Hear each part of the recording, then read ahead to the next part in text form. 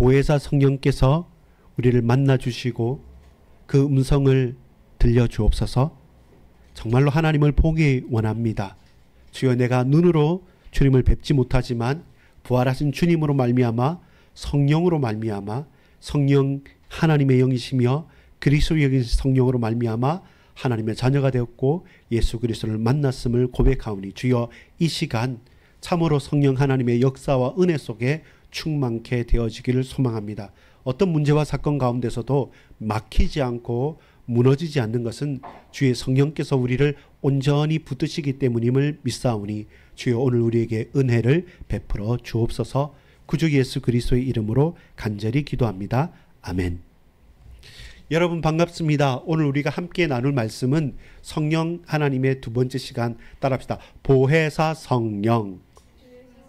그렇죠. 보혜사 성령 하나님께서 우리의 마음과 생각을 지키시고 온전히 붙들어 주신다는 사실, 그 사실을 오늘 밤에 꼭 고백하기를 간절히 소망합니다. 성령님은 무엇입니까? 어떤 분이십니까? 성령님은 하나님이십니다.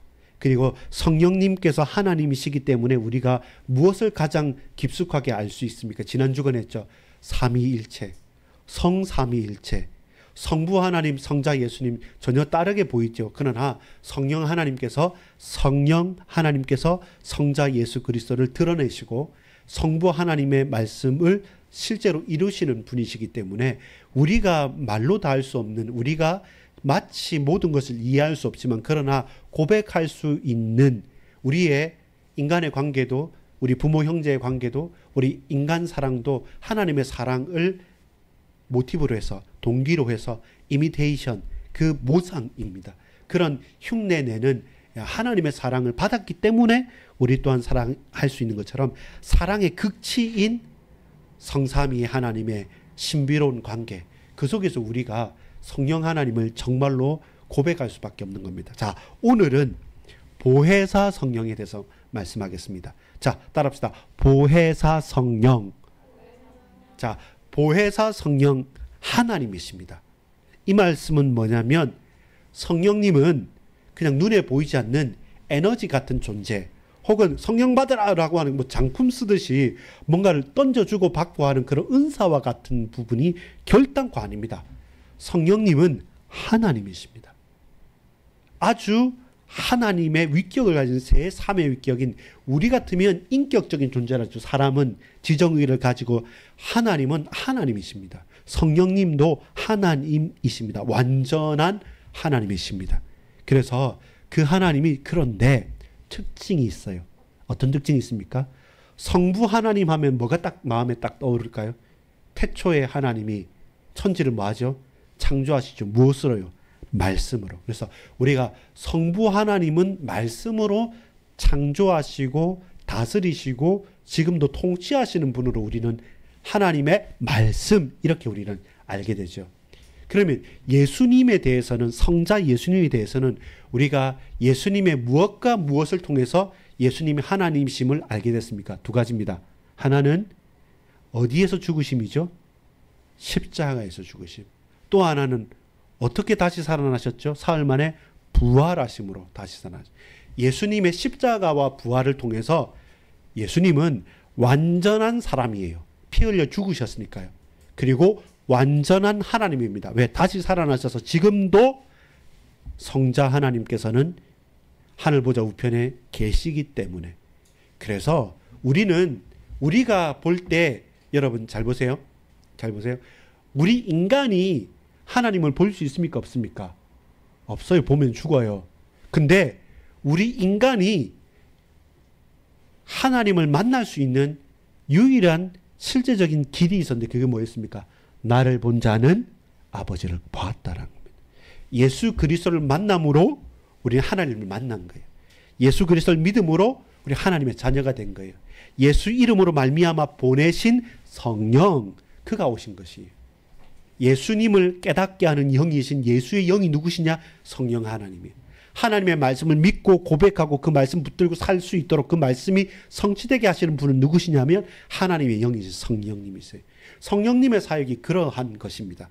눈으로 도드라지게 드러나진 않지만 그 결과로서는요, 더 확실해요. 여러분, 자, 저를 한번 봐보시겠습니까? 지금으로부터 약 2000년, 2025년 전으로 돌아간다고 해봅시다. 그때 그 이후로 한 30년이 지나고 나서 실제로 세례 요한이 나는 광야에서 외치는 자의 소리라 이렇게 하면서 저 요단강에 갔다. 그 예루살렘에 우리가 그곳에 만약에 있었다 그러면 우리는 누굴 뵙겠습니까? 예수님을 만났겠죠. 예수님을 만났겠죠.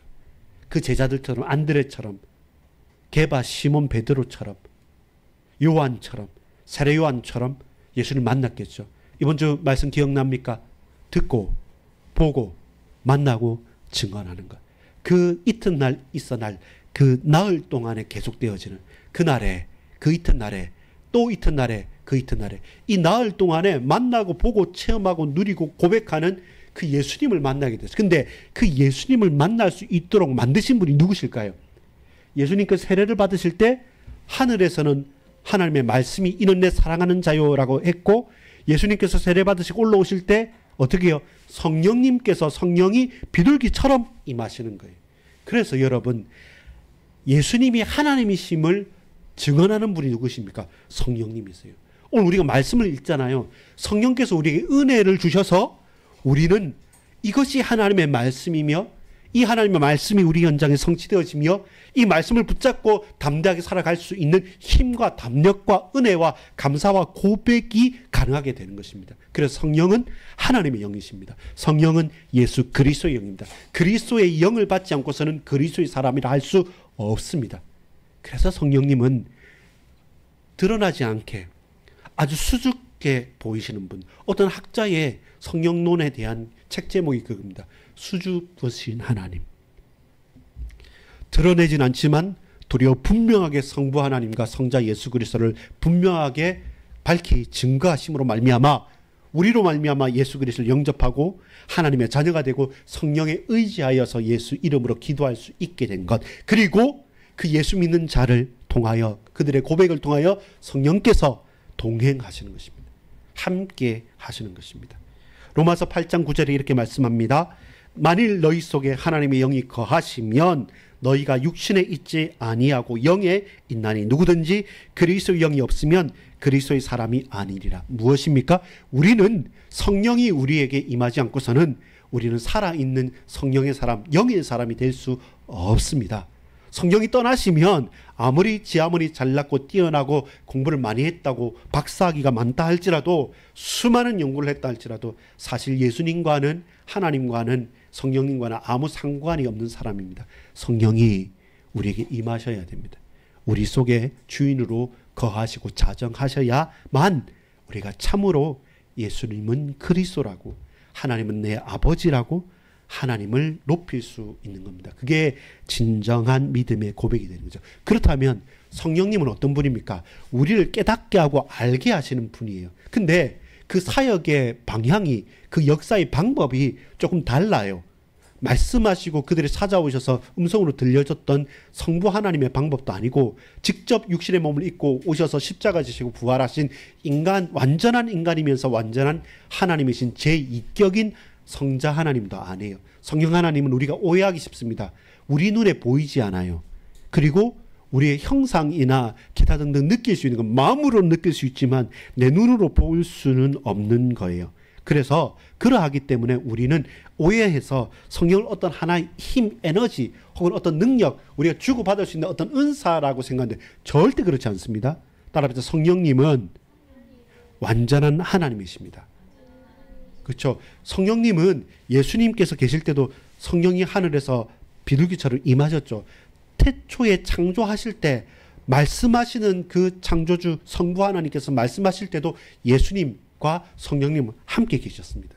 그 사역에 드러나지 않았을 뿐이지 분명하게 합니다. 그리고 특별히 여러분, 지금 시대는 성령 하나님의 시대입니다.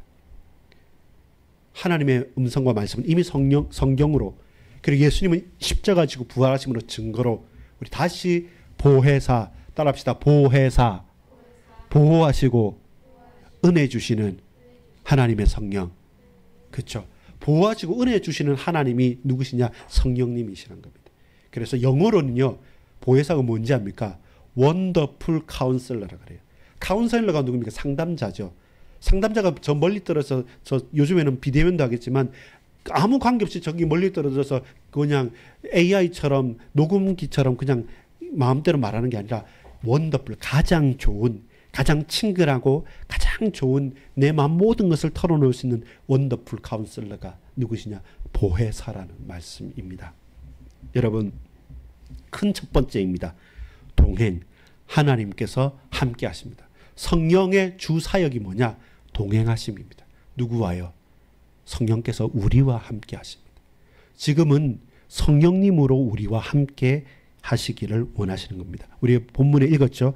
요한복음 14장 16절에 보면 내가 아버지께 구하겠으니 그가 또 다른 보혜사를 너희에게 주사. 누구요?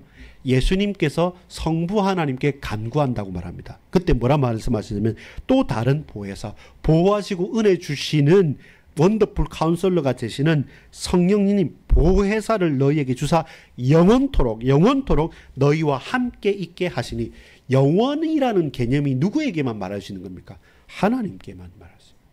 불변 영원 완전은 사람에게 있는 것 아닙니다. 우상에게 있는 것 아닙니다.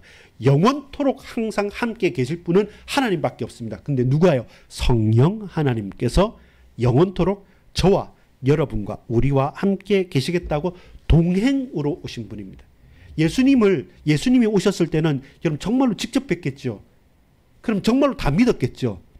여러분, 예수님이 부활하셔도 안 믿는 사람은 안 믿어요. 예수님이 기적을 일으키고 나사로를 죽었던 무덤에서 돌을 옮겨 놨지만도 안 믿는 사람은 안 믿었어요. 근데 성령님께서 우리 마음을 찾아오시면 우리 거부할 수가 없습니다. 그래서 성령님은 따라합시다. 동행하시는 분. 임마누엘의 하나님. 그렇죠? 우리와 동행하시고 우리와 임마누엘 하심으로 이 말씀을 깨닫게 하잖아요. 예수님을 마음속으로 인격적으로 믿게 하잖아요. 그래서 하나님의 영이 계신다. 성령이 계시면 그리스도를 아는 그리스도인이고 하나님을 마음속에 영접한 하나님의 자녀로 살아가는 겁니다. 그래서 실제로 보면 이게 보혜사라는 이름 자체가 이렇게 번역을 해서 그렇지, 원래는 옆에, 파라클레토스에서 옆에 부름받은 자. 성령님은 가장 친근하게 옆에 부름받은, 우리를 위해서 하나님께서 우리 옆에, 우리 곁에 붙어서 부름받으신 분. 그래서 이 바꿔보면 변호사 이런 느낌도 있어요. 법정에서 내가 잘 모르잖아요. 그럼 변호사는 누구를 돕습니까? 내가 죄를 지어도 끝까지 나를 돕잖아요. 나를 위해서 하잖아요. 그것처럼 우리가 어떤 죄악과 문제가 있더라도 끝까지 내 옆에서 나와 함께 계시는 분.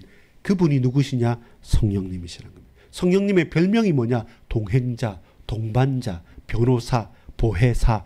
이분이 바로 누구시냐? 성령 하나님입니다. 여러분, 과거에 구약의 하나님은 무서운 분입니다. 얼굴 보면 죽어요. 그래서 하나님 음성 들리면 납작 바닥에 엎드려서 이 옷을 가지고 가렸어요. 그 영광 앞에서, 그 거룩한 앞에서 우리 인간이 들어가기 잘못 들어가 죽었단 말입니다. 그게 지성소만 해도 그래요. 그게 성소에서만 해도 제사장들이 실수해도 그렇게 돼요. 그러니까 하나님은 아주 높은 분, 비교할 수 없는 분. 근데 하나님 우리에게 말씀하셨다고 대단하다는 겁니다. 근데 하나님 볼 수 없는 것. 근데 그런 하나님이 육신을, 사람의 몸을 입고 온다. 이 말이 안 되는 소리잖아요. 근데 왜 그렇습니까? 육신의 몸을 입고 와서 아무 죄 없으신 분이 대속해 주셔야지만 우리 모든 죄악이 끝나기 때문에 율법을 완성하시는 복음의 완성자로 오시는 것. 그것이 예수님입니다. 그럼 지금은요? 지금은 어떻게? 지금은 성령님으로 우리와 동행하는 거죠. 우리와 임마누엘 하시는 것이죠. 그래서 하나님의 별명, 성령 하나님의 별명 뭐냐? 동행자, 임마누엘, 나의 동역자, 나의 원더풀 카운슬러, 보혜사. 그래서 누구보다 우리가 말씀의 은혜를 받고 감동이 되잖아요. 눈물이 나잖아요. 마음이 흔들리잖아요. 그때 누가 역사하냐면 성령 하나님께서 우리 마음을 붙들고 흔드시는 겁니다. 그래서 여러분, 성령님께서 내게 은혜를 베풀어 주십시오라고 간구하는 것은 엄청나게 중요한 기도의 제목입니다.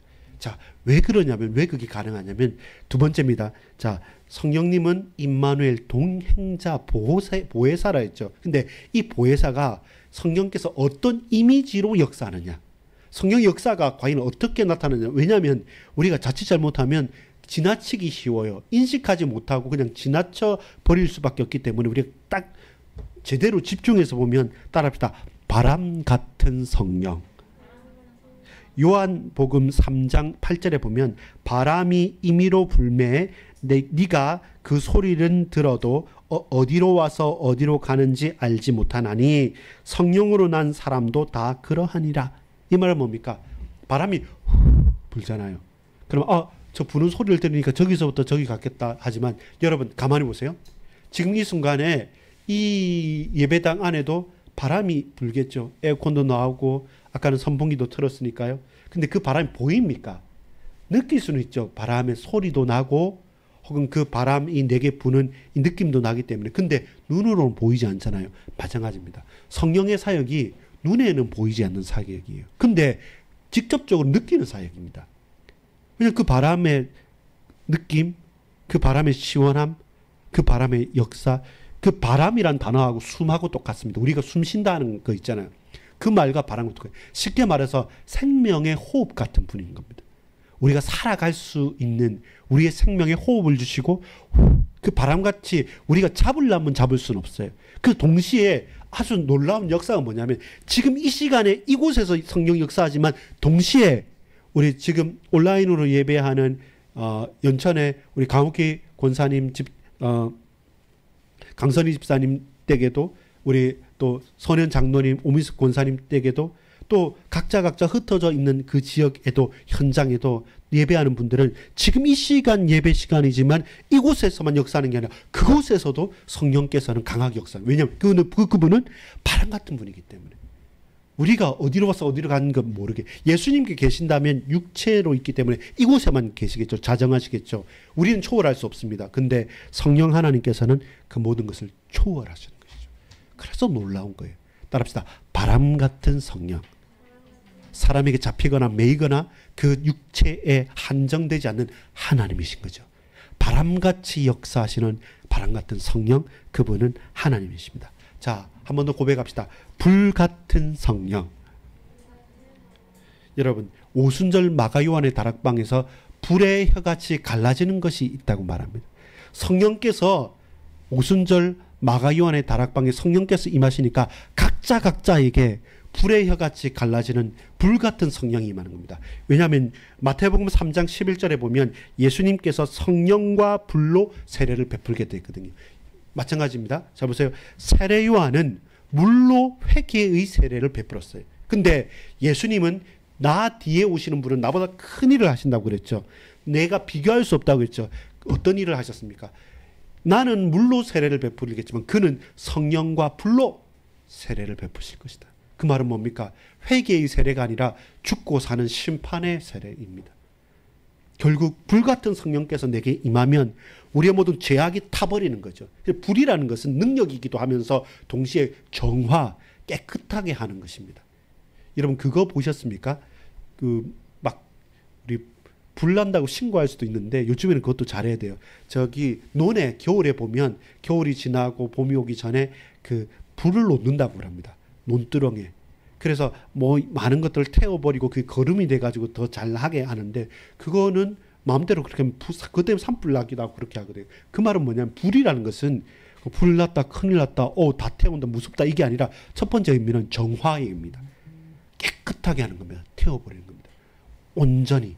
번제가 뭡니까? 태워서 하나님께 드리는 제사잖아요. 그게 최고의 제사고 속죄 제사입니다. 가장 강력한 제사이기도 합니다. 그것처럼 깨끗하게 하고 새롭게 하고 그리고 능력으로 역사한다는 그분이 누굽니까? 불같은 성령이십니다. 성령께서 역사하면 우리의 마음이 뜨거워져요. 우리의 죄악이 불타버려요. 모든 부흥의 운동과 모든 찬양과 예배 운동과 성령의 역사들은요. 사람을 꼬꾸라지게 하는 것은 성령의 직접적인 역사가 있습니다. 말씀 가운데 깨닫게 하시고요. 예수님을 마음으로 영접할 수 있도록 그 성령께서 우리의 마음과 생각을 지켜 주관하여 주십니다. 그래서 성령은 불같은 성령이십니다. 우리 메마른 심령도 불로 태우실 것입니다. 저와 여러분의 마음과 심령을 뜨거운 열정 가운데 새롭게 불일 듯하게 하시는 분이 성령님의 역사입니다. 우리 마음이 메말라갈 때 저와 여러분이 뭔가 많은 것들 가운데 복잡다단할 때 주의 성령이여 나에게 찾아오사 불같이 역사해달라고, 내 마음을 뜨겁게 해달라고 간절히 간구할 수 있는 은혜가 있습니다. 세 번째입니다. 따라합시다. 생수 같은 성령. 요한복음 7장 37절 38절에 이렇게 말씀합니다. 누구든지 목마르거든 내게로 와서 마시라. 나를 믿는 자는 성경의 이름과 같이 그 배에서 생수의 강이 흘러나오리라. 성경이 약속했습니다. 그 배에서 생수의 강이 흘러나오겠다. 이게 뭐냐면 메시아입니다. 하나님만 하실 수 있는 일. 생수의 강을 주시는 것. 결국 생수는 무엇입니까? 생명입니다. 물이 없으면 다 죽습니다.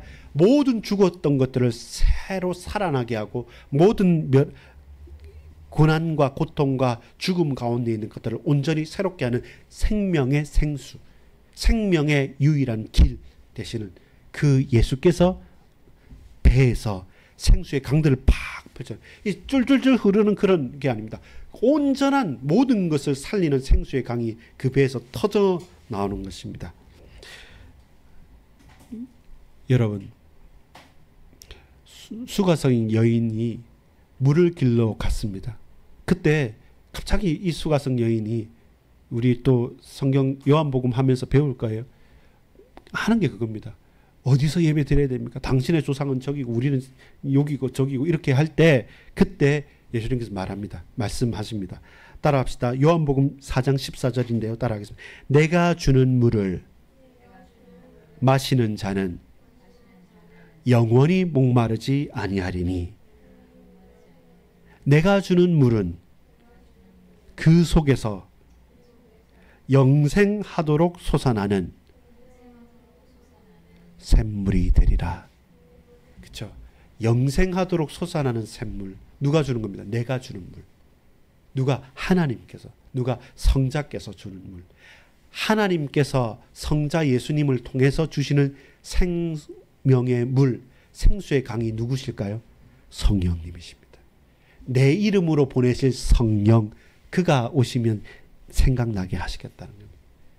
따라합시다. 바람 같은 성령. 바람은 아닙니다. 불 같은 성령. 생수 같은 성령.